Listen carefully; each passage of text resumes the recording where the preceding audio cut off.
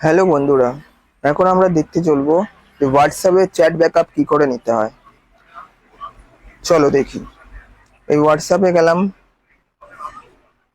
হোয়াটসঅ্যাপে আমরা গেলাম, যাওয়ার পর আমরা এই থ্রি লাইনে যাব। ওপরে ঠিক ডান দিকে তিনটে পয়েন্ট আছে, সেটার মধ্যে আমরা চাপ দেবো। চাপ দেওয়ার পর দেখবে লাস্টের 2 নম্বরে সেটিংস আছে, সেটিংসে চাপ দেবো। দেখছে স্ক্রোল করব, স্ক্রোল করার পর দেখবো চ্যাটস। ঠিক ফার্স্টের 4 নম্বরে চ্যাট আছে, চ্যাটে চাপ দেবো।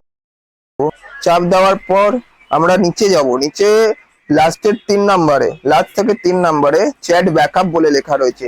কখনো কখনো অনেক সময় হয় মোবাইল রিসেট হয়ে যায় বা মোবাইল ভেঙে যায় বা কিছু বি হয়ে যায়, অন্য ফোনে ট্রান্সফার করতে হয়। তো ইমেল আইডি পাসওয়ার্ড জানা আছে, তো আপনার অনেক কিছু হেল্প হবে। যে আপনার যে হোয়াটসঅ্যাপে যত ব্যাকআপ থাকে, যত ছবি ফটো নাম্বার যা যা থাকে, সব এই চ্যাট ব্যাকআপে আপনার এসে যাবে। এবার আপনারা চ্যাট ব্যাকআপে আসার পর আপনারা একটা ডেলি সেট আপ করে দেবেন, যে ডেলি ফ্রিকোয়েন্সি সেট আপ করলে আপনার রোজকার সকালে অটোমেটিকলি আপনার ইমেল আইডিতে সেভ হয়ে যাবে।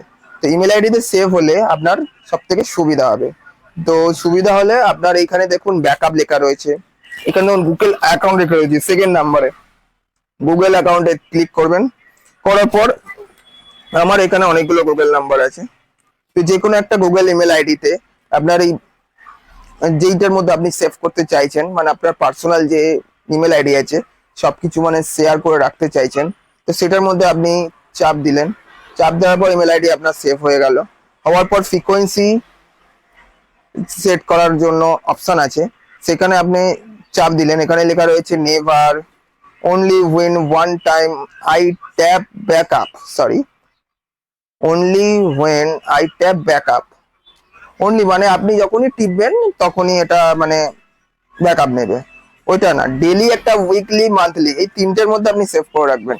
ডেলি, উইকলি, মান্থলি, যখনই আপনি সকালে উঠে নেট অন করবেন বা কিছু বি অন করলেন, ওয়াইফাই অন করলেন, যাইতেই কানেক্ট করবেন, ও অটোমেটিকলি দিনের মধ্যে একবার না একবার আপনার ব্যাকআপটা ডেলি নিয়ে নেবে। তো আমি ডেলিতেই ওকে করে দেবো। এবার ইনক্লুডেড ভিডিওস, আপনার যদি কোনো ভিডিওস বা ডকুমেন্ট যদি বা কিছু আসে, আপনার এটাকে অন করে রাখবেন। তাহলে আপনার ডেলি কার কোনো ভিডিও যদি থাকে, তো সেটাও আপনার ইমেল আইডিতে সেভ হয়ে যাবে। ব্যাকআপ ইউজিং দ্য সার্কুলার, ব্যাকআপও নিয়ে নেবে, রোজকার রোজ ব্যাকআপ নেবে। এটা আপনি করলেন।